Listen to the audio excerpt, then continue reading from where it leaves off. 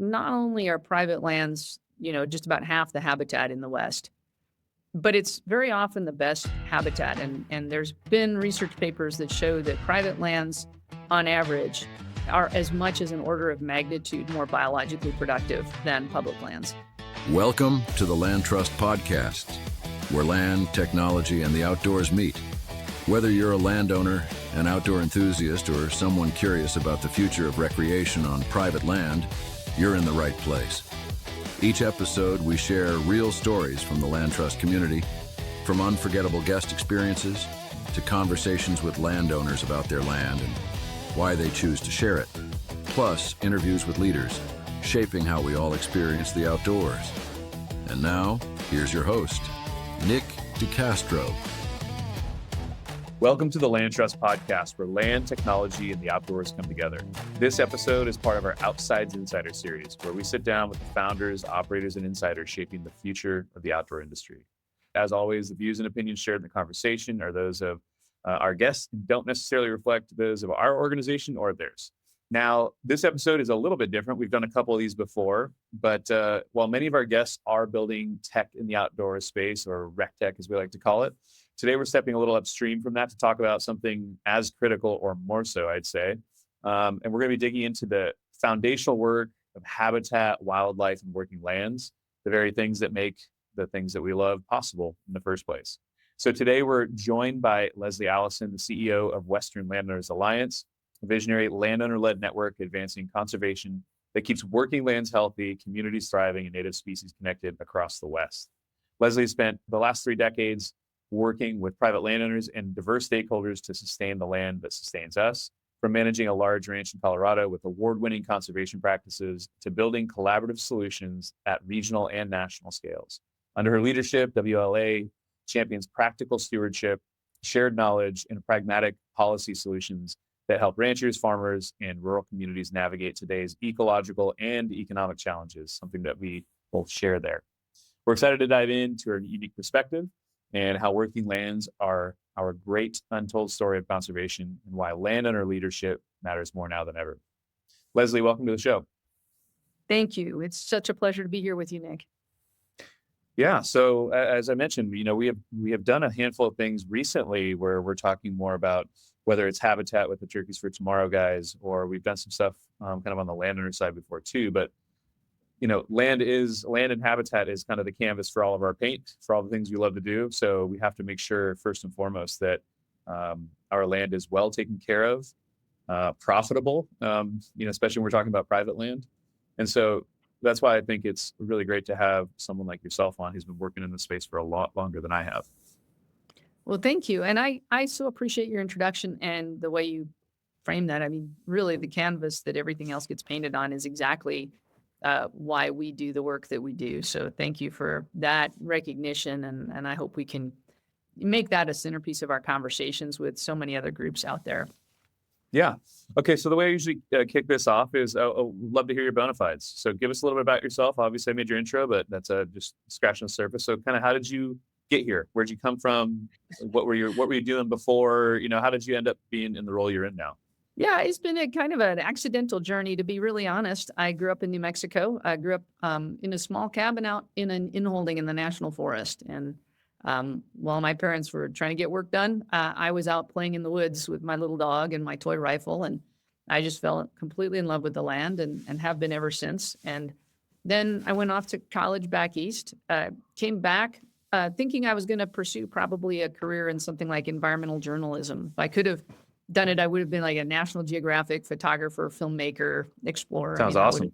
Yeah, exciting, right? But as it was, I came back, I had student loan debt to pay and a truck payment that I had to start, and so I had to actually go to work and worked briefly in journalism, and then ended up working as a director of communications for St. John's College. So did a lot of work in the communications side of things. On the side, though, I was running search and rescue teams and being outdoors all the time. I love backpacking, hiking, all that. Anything I can do outdoors has always been my preferred place to be in the world. And then it was just by chance that a friend of mine purchased a ranch up in southern Colorado. And he asked me if I would come up and just keep an eye on it. And neither he nor I knew really what might be involved with running a ranch. We both came from very much an environmental perspective. Land was something you went out to save and protect from human impacts. And at the time, really, that I started on the ranch, I still had come from really a strong dislike of anything to do with logging. Where I grew up, there was a lot of logging, and it was, to me as a child, it was really an intrusion into my natural world. I didn't like it. Didn't like the machines. I didn't like the chopped down trees. I didn't like what I saw afterwards as a child. Same thing with hunting. I did not like hunting at that time. Livestock raising, all of those were intrusions into sort of my little magical world of the national forest, and I resented them. And so when I came to the ranch, we started out really just to save it, to try to manage it for its ecological values and wildlife and all of those things. And that journey was so informative. It took me really 180 degrees on almost all the things that I thought I knew and believed about land and the environment. And, for example, today I'm passionate about hunting. I love hunting. I try to go every year if I can. I love elk hunting. I've raised my family on elk meat. I have overseen huge forest restoration projects involving a lot of logging. I've done I'm pretty good on the end of a chainsaw myself. I've spent a lot of time on bulldozers. I've done a lot of things I never would have thought, and ran livestock, ran cattle, came to understand how cattle play such a fundamental role in keeping the lands of the West held together. And so a lot of my views changed over the period of 16 years that I managed that ranch up in Colorado. And then I ended up leaving there in 2012, mostly a schooling decision for my son, and ended up at about 2011, we had the first meeting of what would become the Western Landowners Alliance. And I just went as a participant at that point and got involved. It really fit well with the vision that I had. And when I left the ranch, very sort of quickly got invited to be part of this organization. And by 2014, they asked me to be executive director. So that's, I've been there ever since. Very cool. So I've got an English degree. I don't have a biology degree or a rangeland degree. I have an English degree from back east. And then I have a master's degree in classics, St. John's style, great books, liberal education. So I'm not a scientist formally. Everything I've learned has been on the ground. That's awesome. Well, I'm not a scientist either, but no one ever confuses me with one. But it's a really interesting background. Isn't it such a unique experience to have your views totally like 180? I've been going through that recently with other topics, and you're just like, wow. I don't know. It's that elasticity of your brain or something that's kind of where you can look back and say, I used to believe this, and I believe the total opposite now. Yeah, it's really something, and I wish so much I could share the journey with everybody. It is really illuminating, and I think if in so many things in life, in so many areas of our society, if you could step on that other side and look at it from a different angle, it would leave us in a better place. Yeah, and I think, look, that ties so directly to the work that you guys do. And why don't let's talk about private land, and let's talk about public land. Just for background here, I started LandTrust, I was telling you right before, 2019. So I went full-time July 1st of 19, and we launched the website and the platform October 2nd of 19. So we're 6.5-ish years into this. But I decided to launch this in Bozeman, Montana. And other than Missoula, Montana, it might be the least friendly place to launch a private lands company that deals with hunting in the United States. I'll bet. Yeah. So, which is fine. Iron sharpens iron, and it's good to be in the mix. And I love the intellectual rigor you have to have when taking on something that is very frowned upon. I mean, we shared a wall with the meat eater guys. Those guys were, they were not super fans. So, for folks who are listening to this, in the West, there's obviously most of our public land in the lower 48 is in the West. So Montana, Colorado, Wyoming, Nevada, New Mexico. So it's in California. It's where a lot of that, in Arizona, a lot of that public land is. And then, of course, we do a lot of hunting, not only, we do fishing and other kind of stuff too, but it is a treasured resource. It's a great resource. It's fantastic. But when you look at private lands and what they do for habitat and wildlife, it would be silly to ignore it. And 70% of the lower 48 is private. And a lot of that, I think 900-ish million of acres of that is working lands, agricultural, they're used for agricultural purposes. So, I think it'd be good to talk about your guys' perspective. Obviously we have ours on what role private land and private landowners play in this conservation ecosystem, especially from the perspective of like our listeners are hunters or fishermen, et cetera.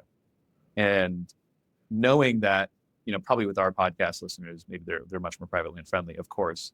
But there are a bunch of, people who are sportsmen and women who, especially in the West, look at private landowners as almost like the opposition.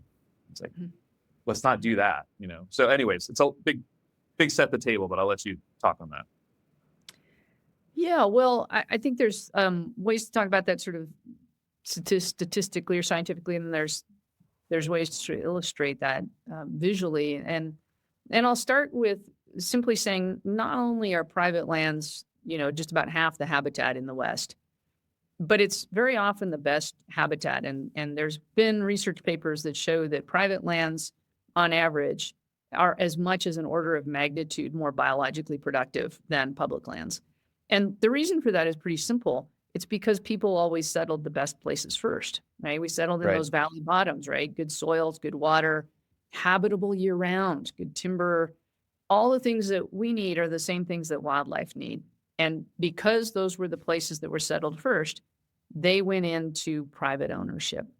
And what was left over, sometimes called the rock and ice, really is where the majority of our public lands rest. And so that's why the private lands, both their extent and their quality, are so incredibly important to all of our wildlife species. The vast majority of wildlife depend on private lands and the actions of private landowners on those lands for their survival at some point in their life cycle, sometimes throughout the year. And the greatest examples that you're seeing of that coming out of Wyoming, for example, with Arthur Middleton and the Wyoming migration research that's happening there, you can really see the role that the private and working lands play in those, migratory big game routes.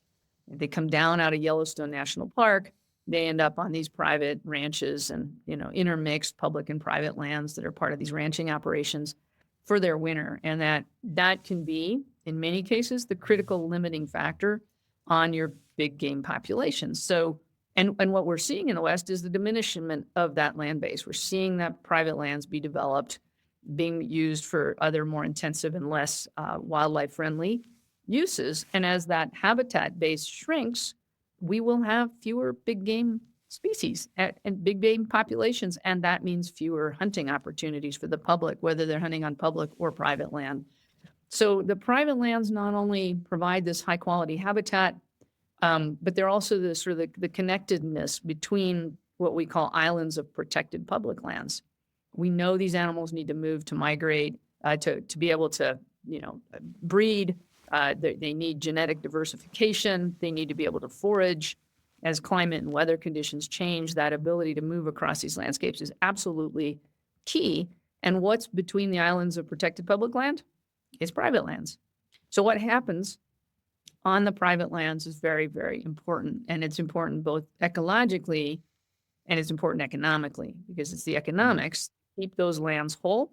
When we lose the economic viability of that land base, we lose the land base. And I think that's the piece of conversation that people really don't understand. That's what we have to get more dialogue around and education about, because if you haven't owned one of these pieces of land, you probably don't really have an understanding of what the cost entails and what goes into that ownership. It is so frustrating. Again, I'm a lifelong hunter, you're a hunter, and these are our group. And especially, in the West, you hear, these rich landowners, these rich ranchers out here, because they might have 5,000, 10,000 acres. And the hunter just sees that and thinks that means they're wealthy. And of course, as you know, there's land rich and cash poor, which a lot, not all, but a lot of multi-generation farm and ranch families are. If they wanted to sell, they'd be generationally wealthy. You're right. But they haven't. And that's a business operation. That land is a business and it has to produce profit or it will be forced to be sold. Yep. And when it's sold, eventually, maybe not the first time, but eventually it's going to get subdivided and developed. And I don't know about you, I've never seen a Dollar General get, torn down and turned back into habitat. Never seen a subdivision go back to habitat. Yep. So, the bottom line is, if it pays, it stays. And we as consumers of a recreational hobby need to understand that those dynamics, and so it's just something that, again, this is very near and dear, obviously, the type of business that we run, but it's so often either overlooked or not even considered, just because, like, hey, I love to hunt and you have some ground that I like to hunt, so I want that and I want it for free. Yep. I don't know. It's just easy way to break it down.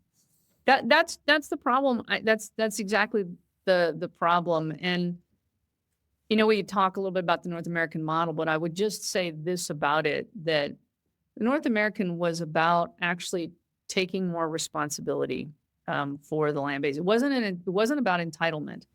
It wasn't saying, hey, these are your, for $50, you get to have all the wildlife you want. Right. No, it was really about restraint. Right? It was about limiting the, overhunting at the time so that we could save our big game populations. It was about imposing a cost on those that wanted to go out and hunt. It was about, it's a user pay system and these things. And so I just call that out because it's not just about the entitlement. And That's right. What the North American doesn't talk about, which I think is interesting and important, it doesn't talk about private lands. It doesn't talk about private investment. It doesn't talk about the cost that these landowners are carrying.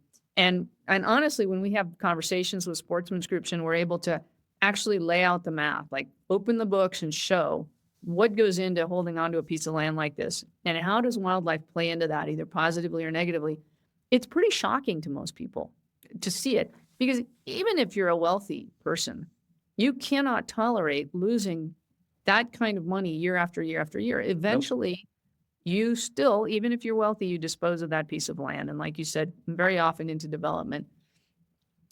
And if you think, well, the solution to that is just to either buy it into public ownership or put an easement on it so it can never be developed, somebody still has to pay for the cost of owning and managing that land. And the federal government has got, somewhere between 20 and $30 billion backlog on the maintenance on public lands. And we're not doing anywhere near a good enough job taking care of the public land base, right? That's and right. So you think about that, the public lands are supported by the public taxpayer dollars, right? By the American taxpayer. And those jobs, park rangers and all the things that happen out there, that's funded by the public. On the private land side of the fence, that's all being funded by private landowners, right? That's coming 100%, out of 100% the individual who owns that land. That's right. That's right. And they had to buy the land, which today is millions of dollars if you had to buy it. Like you said, property taxes. Pay property taxes. $2.6 billion was paid by landowners just last year in the West, just ranchers and farmers, $2.6 billion in property taxes. And that just gets, I just bought a piece of property here near where I live. And I'm telling you, between the property taxes and the insurance and the road maintenance and I've got a forest management plan. We had a big flood hit us. We're trying to repair all that infrastructure. And I'm trying to do this on a nonprofit salary. It's practically impossible. It is so expensive to try to hold on to these places and then to try to really take good care of them. Yeah, that's just hold on to them, not even improve them. It's to hold on to them. Just to hold on to them, exactly. And we just recently did a survey of landowners because we have this conversation a lot with sportsmen. And I had a sportsman one day say to me, I dare you to show me one landowner that's ever put a nickel of their own money into conservation. What an absurd statement. I was so laughable. shocked. And I would have thought that was just an outlier, but then I started seeing it in op-eds and hunt forum chats. And I realized that actually people just don't know. You can't fault people for not knowing what they don't know, but if they've never had a chance to be on private lands, working with private landowners, having these conversations, they may not know, in fact, what's going in there. And then, we better start showing people how much private lands contribute. So I started searching around and I found out that nobody's ever asked. Shockingly, even the USDA Ag Census has not asked the question at scale. And we should wonder why, with 70% of the land base in the United States being private, where most of our wildlife depend on that land base, as well as many other publicly beneficial values, all kinds of things. Why hasn't that question been asked? And so we went ahead and raised some money and hired Southwick and Associates to ask that question. And we just released the study results. I know you've got a copy of that. I haven't even got to read it yet. I got to read that. Yeah, no, well, it's got some really interesting findings in it. And outstanding. And if you read the study, you can go into all the methodology. But Southwick's just a great firm. They do a lot of the data research for wildlife agencies around the country. So we wanted that somebody was credible that really knew how to do this. We leaned on their expertise for how to do it. And, the cut to the chase, in the 11 Western states, it looks like landowners in 2024 spent $407.5 million out of their own pockets on conservation. And that's over and above anything that went into production. It doesn't count the cost of land acquisition. It doesn't count of property tax. None of those things were counted in that number, just out-of-pocket investments, mostly in habitat, rangeland habitat, forest habitat, aquatic habitats, wildlife restorations. That's what we're talking about. 407. And in 11 states, by the way, that's more than probably all the species-based nonprofits put together. I would just wager a guess that that's more than all the species-based nonprofits put together. Yep. And here's what else it's more than. It's more than, in the 11 Western states, the Pittman Robertson and Dingle Johnson funds combined. It's more than the NRCS's EQIP obligations for 2024. It's by far more than Land and Water Conservation Fund investments in the same 11 Western states. I think I saw somewhere that it was more than the entire World Wildlife Fund's global investment in wildlife. Just that it's huge, right? And it, like I said, it doesn't even touch some of the other costs. Well, that's it's so interesting. Look, and I always have said this, like, conservation and this whole thing is a three-legged stool. You have, the government, and they have a role to play. You've got the nonprofit, non-government organizations, they got a role to play. And then there's the private market. But as in everything else, the private market's where all the scale is going to come from. So it's not shocking to me that the number is more than the nonprofit and the government, right? That's just usually how the private markets work out. So it is a three-legged stool, of course, and each has a role to play. But the total lack of acknowledgement, I can't wait to actually read that. I got to get in there. I've been hunting the last couple of weeks with my daughter, but it's not shocking to me at all. And by the way, when you go east, like now I'm in the Southeast, I moved my family down to coastal Alabama a couple of years ago, or a year and a half ago. It's just the attitude towards private land ownership is so different. It's almost 180 degrees. And even from sportsmen, from like hunters to landowners, there is not this adversarial relationship because most hunters in the Southeast have familial land. Because it's, they might own 40 acres or something like that. It's just, smaller land holding size. They come from landowning stock. Where in the West, I think there's been a lot of divorce from landowning families, or you have a bunch of people who, myself was included, moved to Montana from another state because it's beautiful and all the resources, but I don't have any, my family doesn't own ground in the West.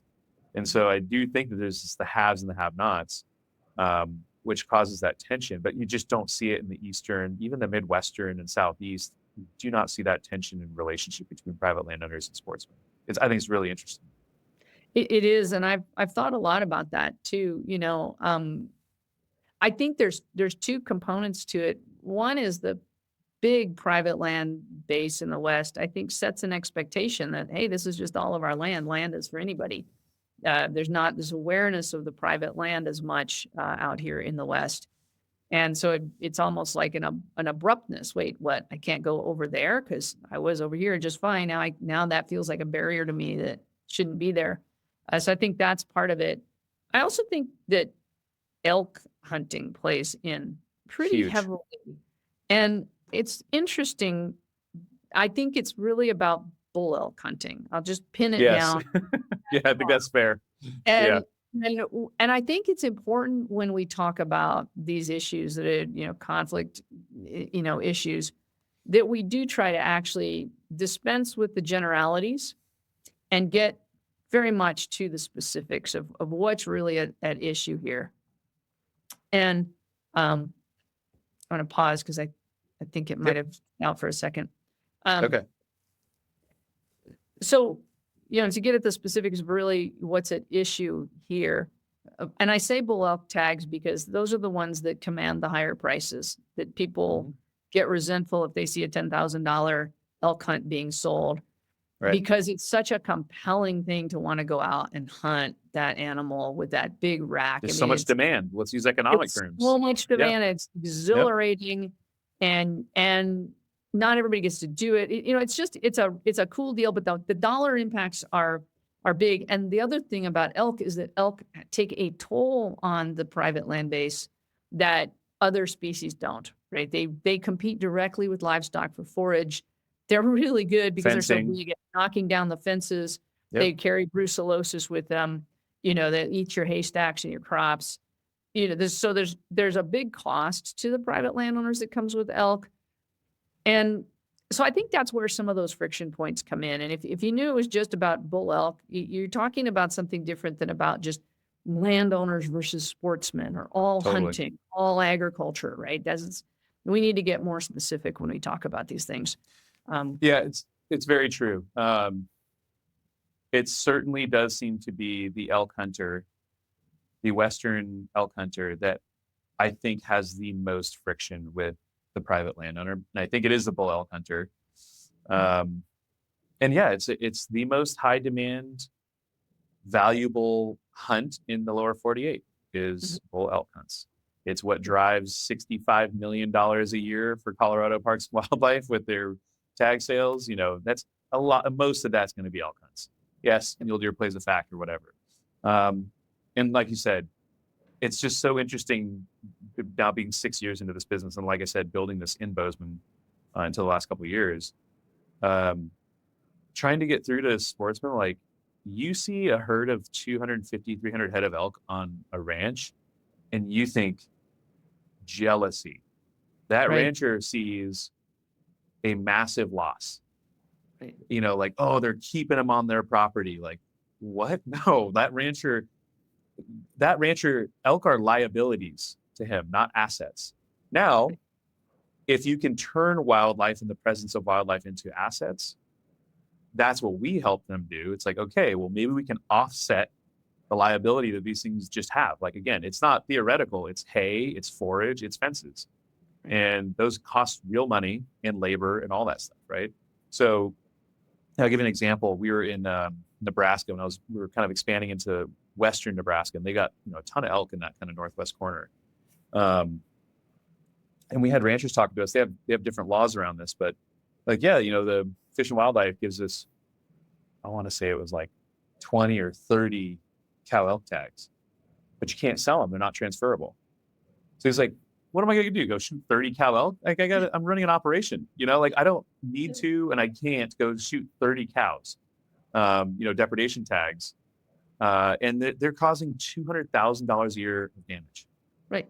And so if he could sell those tags and generate, at least to offset the liability there, that's a different story. All of a sudden now it's not hatred.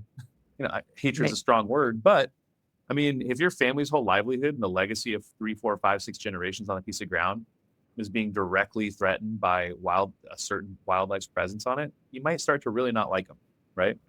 Well, and that's just it. Is wildlife either can be a liability or an asset, right? And we often do talk about them as a liability, which I think it's important because it's true. It really can have very negative impact on a lot of our producers, and that has to be contended with. It also is really important to think of it as an asset, though, because when I try to explain to people, when you buy a piece of land, there's only a handful of ways. There's actually only 3 ways that you can make that land generate enough income to cover your ownership costs. And if you have to build a livelihood as well, right? The only ways you can make money off of a piece of land, so like if it pays, it stays, right? Agriculture is number 1. You're either going to grow a crop or you're going to graze something on it. That's by far the biggest driver in the West is livestock grazing. That's what keeps most of our West intact. Number 2 is recreation, and that's specifically hunting. Hunting is the number 2 economic driver for most ranches in the West. And then you've got your guest ranching and fishing and things like that. And then finally, you've got your energy. Those are really your three options as a landowner to generate income. And if you preclude the opportunity to generate income from hunting, fishing, guest ranching, because if you force open access, your guest ranching operation doesn't really work well when people are running all over the property, right? You No, can't. exclusivity is the whole deal, right? Yes, Yeah. you can't. Yeah, you can't make it. So you just take the complete rug out from under the recreational component of income for Western ranches when you do this. Now you're left with livestock production and energy, right? And livestock and elk compete with each other. So if you're trying to make ends meet and keep that land intact, guess how you're thinking about the elk. But if the elk are a positive part of your economic model, your business model, Yeah, their then, recreation business is healthy. Yeah. then all of a sudden you're in a completely different relationship with wildlife, with the sportsman's community, you're part of the bigger landscape. You're watching how the migrations are going together, right? So when we take away the economic driver that is recreation from these ranches, we create more conflict, less habitat, Perverse incentives, frankly. Perverse It creates perverse incentives. and your buyers today honestly are not buying land in most of the West to graze livestock. It's just a No. difficult business to be in. And the water shortages and all that are really, putting a strain They're on buying that for industry, amenity. right? Well, a lot of them are buying for the hunting, right? To be really honest, Yep. these are sportsmen who Yeah, love hunting being an amenity. That's what I Right. meant. Yes. Yeah, but they went out, they made good, right? They made some money. What do they want to do? Buy a piece of land and be able to hunt on it. And they want to be able to use hunting to pay the costs of owning that property because you need to. And they should be sportsmen's best friends because they're also sportsmen, right? We are That's right. we're synced up. When you deter those buyers, you lose your biggest conservation buyer out there today in the West. So you're going to see a lot of land go to something besides conservation, right? That's going to be development or energy development, or it's going to be a data center, right? You're going to lose that habitat, or God forbid, it's going to go to a landowner that doesn't like hunting. And now you have another set of conflicts. Now you have the elk refuge problem where all the elk are on the private land, all the hunters are on the public land, and everybody's mad, right? And that doesn't work either. So if we really want a future in which we have habitat for elk and landowners that are supportive, and for wildlife generally, and landowners that are supportive of that, we have to recognize their contribution, their cost, their need to generate some income to offset that cost. And this is a way that sportsmen through the market can contribute positively Direct pay. Habitat conservation. That's right. Not asking the taxpayers to fund it. We're not, it is a user pay, and that's, I think, the better path forward. And is hunting going to become cost prohibitive for the average hunter? In the West, no, because we still have the huge public land base. And what you want is that private land base staying in habitat and producing those elk herds that you're going to hunt on the public land. The cow tags are not that prohibitive wherever you go, so you can still hunt that. And if it comes down to the cost of a bull elk hunt, yeah, there might be some people priced out of hunting in the very premium top end hunts for bull elk. But even then, what people don't understand, when you hear a $10,000 tag, cost, people get really mad about that. But most of the time what that is, I managed a ranch that was like this. That's paying for your guide. It's paying for your housing. It's paying for the trucks. It's paying for all the things that go into that hunt. If you've got a lease to an outfitter, is paying, their costs. And so you're looking at, half or less of that value per hunt as a profit. And then if you realize, take 10,000 acres, costs a lot of money to buy 10,000 acres in the West today. And pay property taxes on it. Do the math on the cost of that investment, the financing, the property tax, figure out how much you're putting out annually, and then think to yourself, how many hunters can you run at a $10,000 elk tag cost on 10,000 acres at one time? If you're lucky, you can run maybe one for every 2,500 acres, right? Maybe you're running four hunts, same time maximum. A handful max, Handful max. Maybe at the end of the day, 4 hunts and you're netting, if you're lucky, $20,000 out of that, and you get 3 seasons of that. I mean, three weeks of that. Maybe you're Right. making 60, maybe you're making $100,000 on it. Do the math with what the cost of the property ownership is, and you will see It's a that it drop in is the bucket. simply trying to cover a small piece of the cost of the ownership. In other words, no one is getting rich on this, No. right? They're just trying to make it so we can keep these lands intact. And yeah, there's some that are more profitable than others, but that's not what this is about. Yeah, no one has stopped the agriculture. You know, we have about 1 million. We represent about 1.5 million acres in 40-something states. Almost all of them are owner-operator production ag. No one has been like, we make so much money on land trust, we don't farm or ranch anymore. No, it's not. That's not going to happen. They do pay for property taxes. They do pay for equipment. They do maybe, you know, if they're doing well, they could bring a family member back onto the farm or ranch, because you can't just come back and live on the farm or ranch if you don't have an income source, so someone can manage. So no one's getting rich. I promise you that. But it is, in a lot of cases, that because with land trusts and kind of the recreation business, whether you use us or not, it is there's a lot more margin in that business than there is in the agricultural business, right? Mm-hmm. So you're going kind of to the bottom line, which sometimes can take you from, netting a negative 4,000, which was, I think 2 years ago, the average median on-farm income was like $4,000 in the red. But, could take you from the red to the black. And that's a big deal. That's right. And that's it. And that's whether you get to keep that property or not, right? If you're leasing, and it's just like, I just wrote an article on the tragedy of the commons of public land hunting, because it's truly what it is, right? And it's interesting, now 6.5 years into this, I've heard the general public sentiment. I feel like public land hunting buzz, or I don't know what to say, but like peaked in like that 2020, 2021 era, where it was like the coolest thing in the world, the post-social and like public lands, all this stuff. And public lands are cool. I'm not saying they're not. They are very cool. I've done a lot and hunted most of my life on them. But I'm starting to hear the hangover and the fatigue from how much pressure. I mean, guys from all over and gals from all over the country who are going to these places, spending their hard-earned time and money, time away from family, PTO, all that stuff, and going out and having really poor experiences, because you do have the tragedy of the commons, where you have this unrestricted access to a resource and you have no personal responsibility for the outcomes. And so you're going to take. It doesn't mean you're bad or amoral. It's just like, that's what tragedy of the commons is, right? Whereas when you have a private land model in a market around it, you don't deal with those issues. And I remember I was working with some of the folks over at the University of Nebraska-Lincoln in their College of Ag Science and Natural Resources when I first was kind of getting down there. And they're like, Nick, most of us, went over to Africa and did a lot of our kind of like PhD stuff over there. This is not new.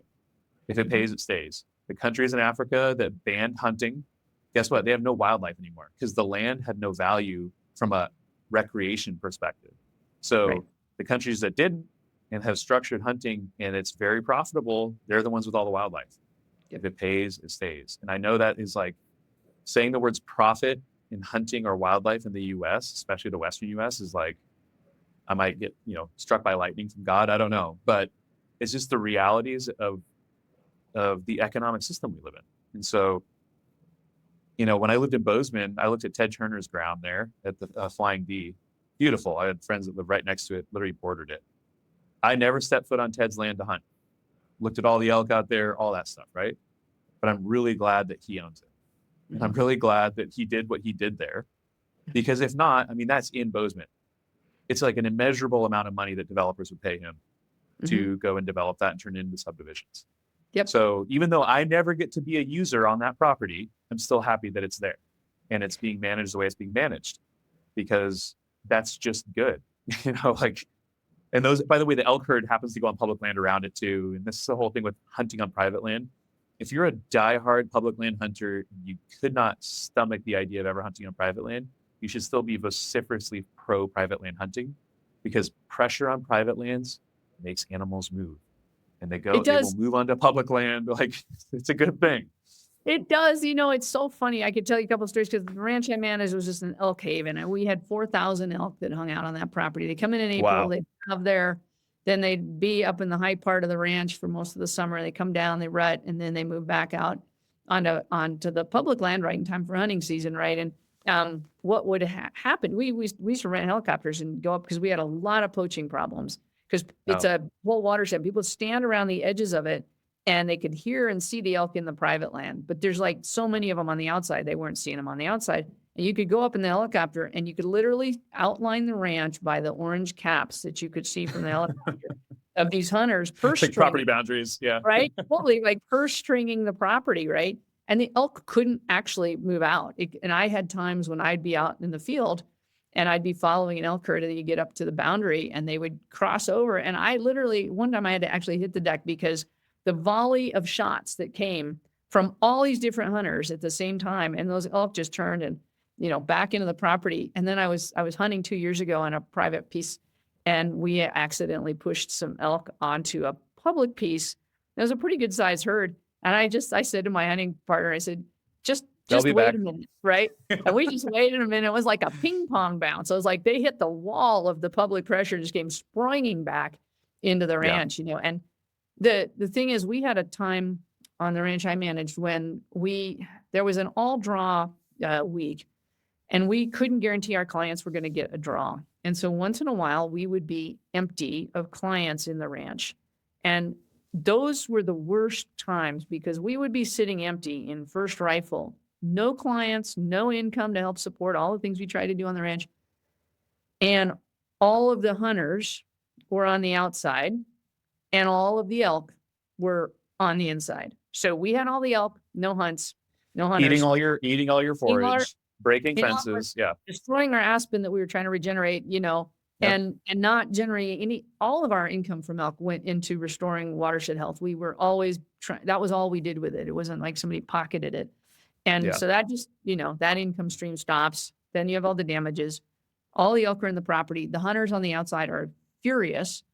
And, and as soon as we were able to resume our operation and we've got some hunters on the property, we're pushing those elk back out. And we would, really try to be mindful of making sure that the elk could go on back out onto the public lands because we're all hunters. We're sympathetic, right? We want to see them go out there. Yeah. But my God, and the crowding, I talked to some ranchers up in Idaho. They said it's like living human fences during hunting season. There's so many hunters and ATVs up on the BLM hills above these private valley bottoms that the elk, they just can't go. They can't leave the private bottom. And it's like a shock fence. Yeah. It's like an electric fence around it. It is. And so I think we need some strategic management that maybe alters the hunting season pacing or something like that to give the elk a chance to actually disperse. But then the more you can put hunters on the inside of the fence, the more you help finance the habitat, the more you help right? The more you help the public land hunter. I mean, I think you probably saw Utah did a study because Utah folks were up in arms, like day 2 of, season, almost the whole herd's on private land and they don't leave. And so they started doing some strategic landowner tags and it doubled the amount of the herd that was on public land midway through the season. And again, I know if I were still in Bozeman, I might get, shot at a bar or something, but I think we should have transferable private landowner tags for elk that landowners can sell. New Mexico has a fantastic system. Landowners that participate with the state and, do conservation habitat work on their property, get allocated tags. It's all run by biologists.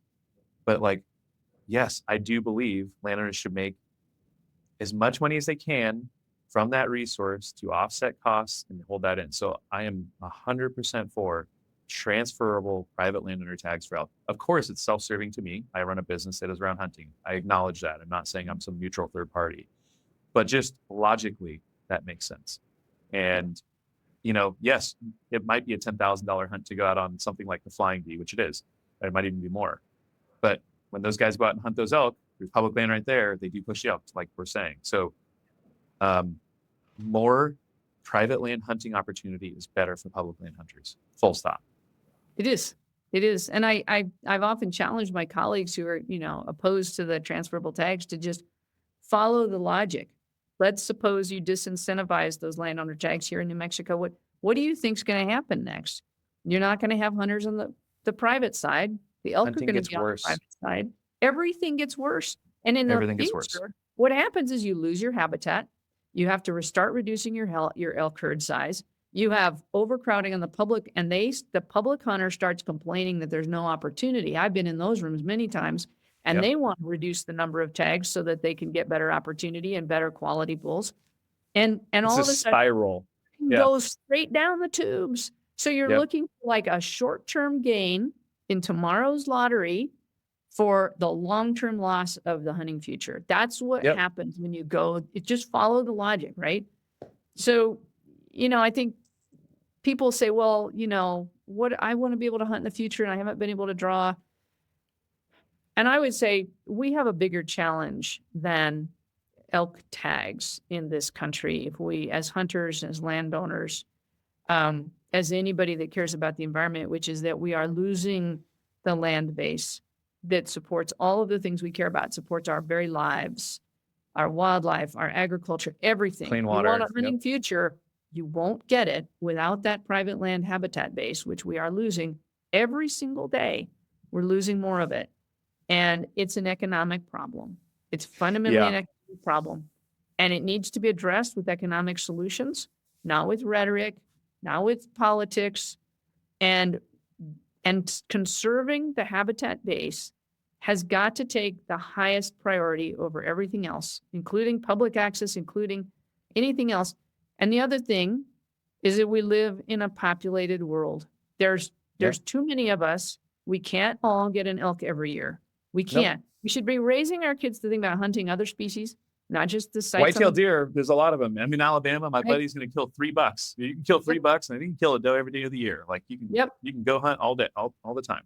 Yep. But we have got to, I have had leaders of major sportsmen's organizations tell me quite honestly that their membership doesn't care about conservation. They just care about access. That's it. That's it. So Right. the irony here, and this is something that, again, there's this big, there was a lot of people saying, oh, our model is we're going and poaching people out of block management, which, to people who don't know, block management is Montana's state access incentive program where they pay landowners for hunter access.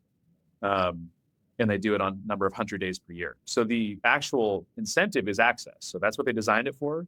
And the payout is based on hunter days. Now, do you want to hunt on a property that's had the most hunter days in a year? I don't, And really, generally speaking, access and habitat and wildlife conservation and stewardship are kind of inversely correlated. Mhm. If you have 100,000 hunter days on a ranch, as some around like Bozeman have that are in block management, do you think that's like a win for, Right. wildlife and habitat management? Like, no, it's not. It's a win for access. Yep. Is it quality access? I would say no, because you're getting it for free. Right. So that's the, and even some of the species organizations that we've talked to in the past, and some of them are changing leadership, but I won't name names, but we've had conversations with them. They're like, well, the only private landowner work that we do in partnership, you have to have open public access to the land. It's like, well, most landowners are going to say no to that, It's a right? deal For stopper. many reasons, a showstopper right off the bat. Yep. And so tying habitat and wildlife conservation to open public access on private lands is a showstopper for most. Most landowners will say, like, sorry, I ain't going to do it. Yep. And I think there's ways, I think sportsmen's groups, game agents, maybe there's ways that we find to help support some of the costs of hunting on the private lands. Maybe there's ways that it'd be wonderful if more people could have access and be able to hunt. And we do want to keep hunting as, affordable. Unfortunately, the cost of land ownership is not affordable at this point. So there's a huge disconnect between what the hunting public thinks of as affordable and what the landowner understands to be affordable on their end. Right. That's a big gap that we have to address. And maybe that's where some of the dialogue gets to be more productive. And I would just say that the dialogue is one of the things that troubles me the most. We're in a bad place in this country with public dialogue, and we get in these bubbles on social media. And for some reason, people feel like it's okay to say the most vile things about one another in these increasingly public forums. And when I see that, it usually comes from a place of, ignorance most of the time. But it's not helping us. When you say, well, landowners are just a bunch of rich, billionaires that don't care. Yep. You've essentially just broad brushed all of the human beings out there on the land that are working hard every day to try to keep these places healthy and produce food. And they may be your teacher. They may be your basketball coach. They may be your next door neighbor. Like, these are human beings that we've just written off with one swipe of rhetoric. And when you do that, you can't come up with solutions that are meaningful because you can't comprehend what's needed for this thing to work. And so we've got to get rid of the rhetoric and the othering, as we call it, and see each other, as human beings. And, landowners have a big stake in, they should have, if landowners and sportsmen have a better relationship, landowners have a real stake in the future of hunting because those are our clients, right? Those are our partners in keeping these landscapes together. We should be synced up. And there's opportunities, I think, to do more with youth and private lands, more in a partnership kind of a way that recognizes the landowner's very legitimate interests and needs and recognizes the sportsman's legitimate interests and needs. And that's where grown-ups are going to be having that conversation, right? That's grown-up conversation. Yeah. Look, that's why, again, I love the business that we've built in the model because it is a direct user pay. It's not user pay into a state fund that does, that is user pay to an extent, but at kind of like a 30, 40,000 foot level. Mm-hmm.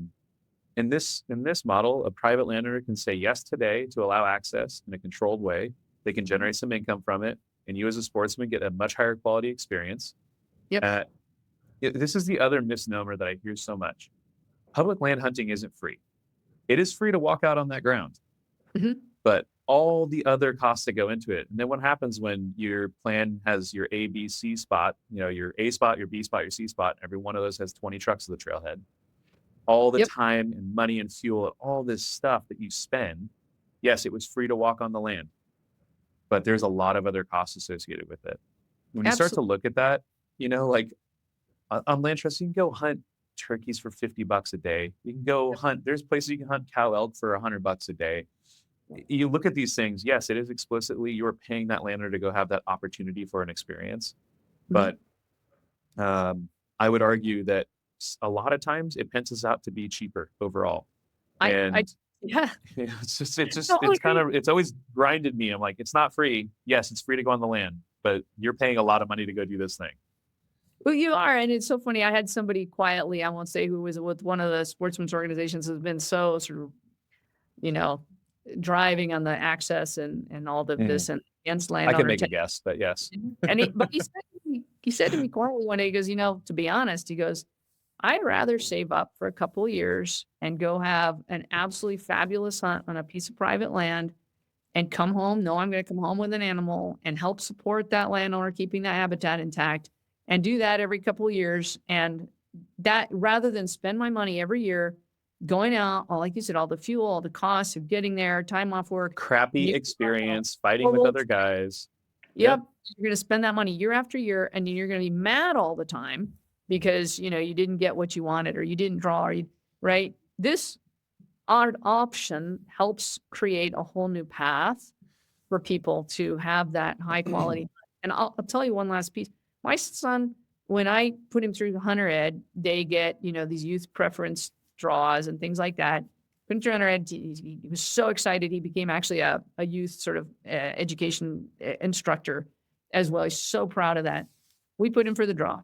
Nothing. Couldn't get a hunt on public land. We finally went an over-the-counter public land hunt in Colorado. It was so crowded in the field. Didn't see any animals. He said, I don't know if I like hunting. I raised him around hunting, but it's like 4 a.m., it's just too much. He didn't really want to do it. So I got him a hunt on a piece of private land, and we went out and he got an elk on, I think, his first or second day. And he is a sportsman for life. He's he's gone out many times since. He's so proud to be a hunter, and that's just the experience right there. I'm talking to the R3 guys, the Sportsman Alliance. And how many times are you going to take a new person out onto public? And again, we're generalizing, of course, and wake up early, guys at the trailhead, interactions in the field, which are not usually very nice because people are upset because they woke up early and, all this stuff. And then everyone has these stories. How many times are you going to get someone to do that and then see nothing? Yeah, not a lot. So we want to have a high quality experience. And the other piece here too on our homepage, it says get outdoors without the crowds. Because that's what we all go for, right? I go, I know that there are those guys out there that scout 75 days a year and they're like playing the chess match of public land, hunting and out doing the other guy. More power to you. God bless you. It's just not for me. I want to go get away from work and technology and spend time with my friends. I've now started hunting with my daughter this year. She's 6. It's amazing.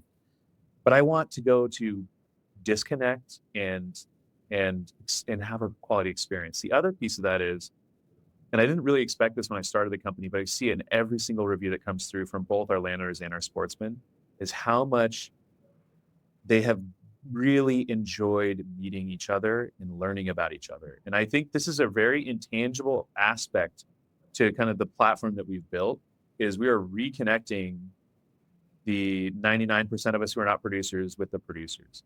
And you'll read these long reviews about, the hunt was great and it was a lot of fun and the property's cool, but the Johnson family are so amazing and they told us everything, right? Yeah. And, for these landowners who are very rural, being able to see their land and their family and their business through somebody new's eyes is an intangible that I don't think a lot of our landowners understood that they would get out of this.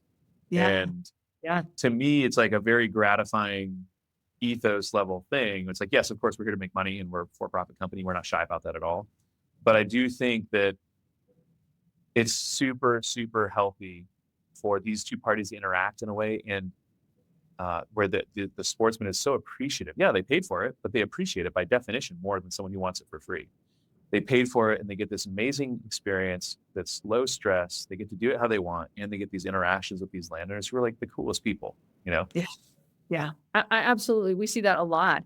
And the other thing is, I was just on a call this morning with some landowners, and one of the things they love doing is the youth hunts, the veteran hunts. I mean, they do all kinds of really cool stuff, and it really doesn't get publicity, but there's a ton of it going on.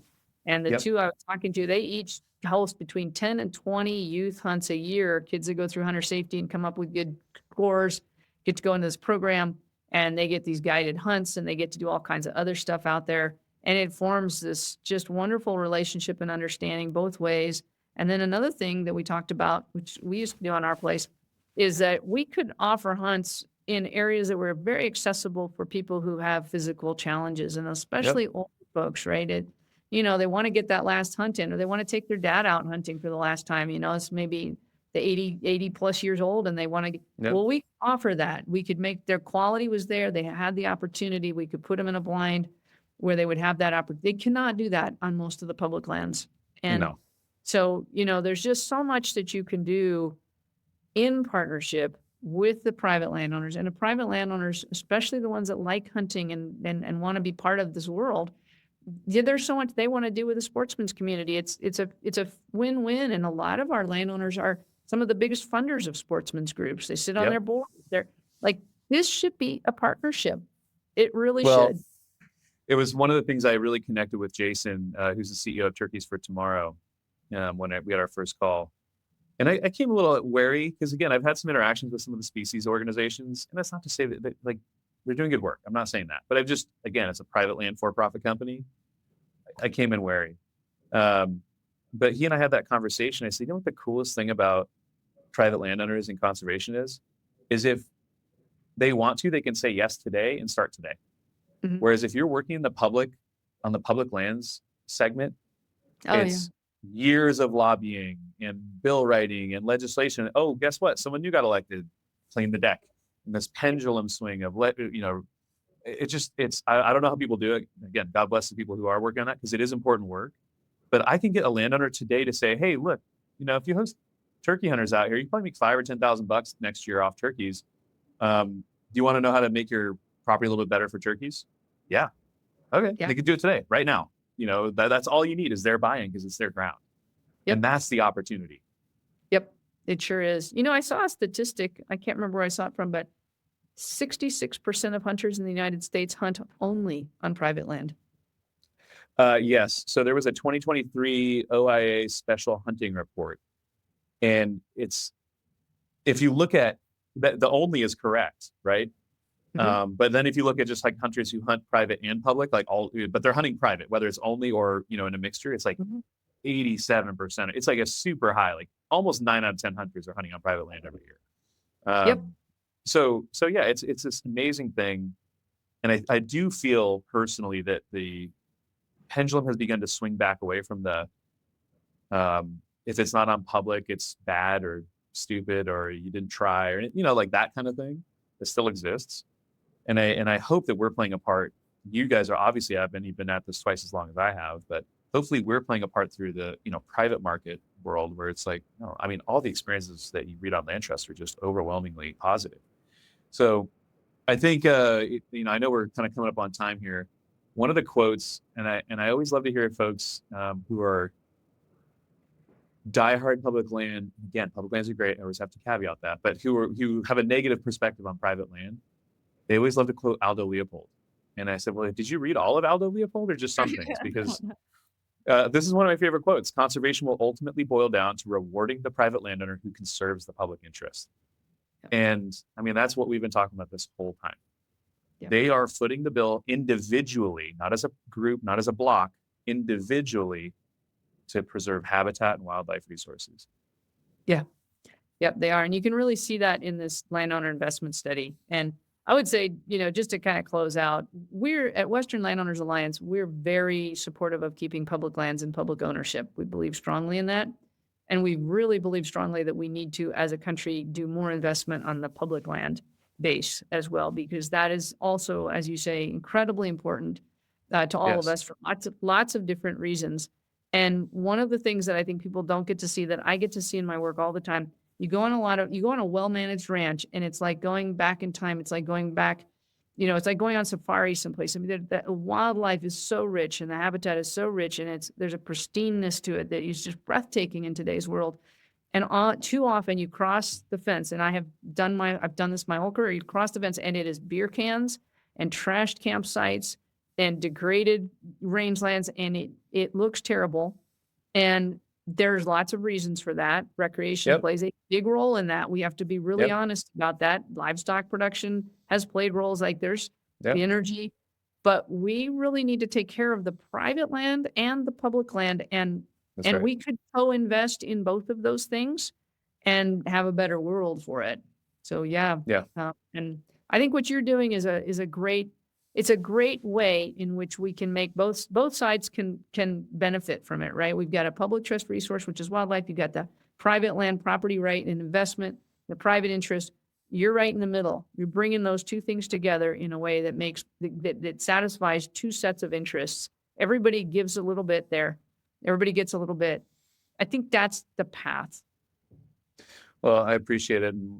It is, I often get to say I'm very fortunate and very blessed to be able to work in the business and on the business that we do with my team, because we work in the business of lifelong memories and legacies. Lifelong, every trip is one that you're going to remember for a long time, your whole life. I just took my daughter on her first hunt a couple of weeks ago, and we'll remember that for the rest of our lives. She's 6. Yeah.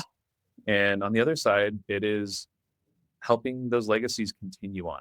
Let's go from this generation to the next. And so it's a very impactful thing. I'm very grateful that I get to work on this with the people that we do on both the customer side, which I started because I'm a sportsman. I'm not a landowner.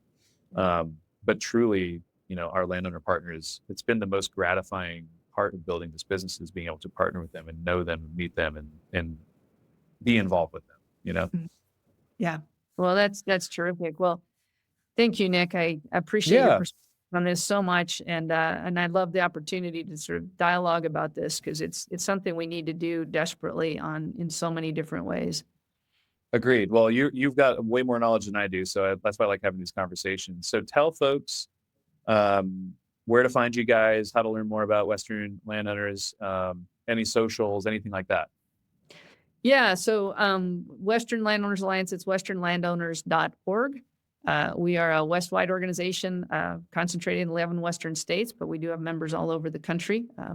And our mission is really to keep lands whole and healthy for the benefit of people and wildlife. And we welcome anybody, landowners, partners, supporters, with lots of sportsmen members.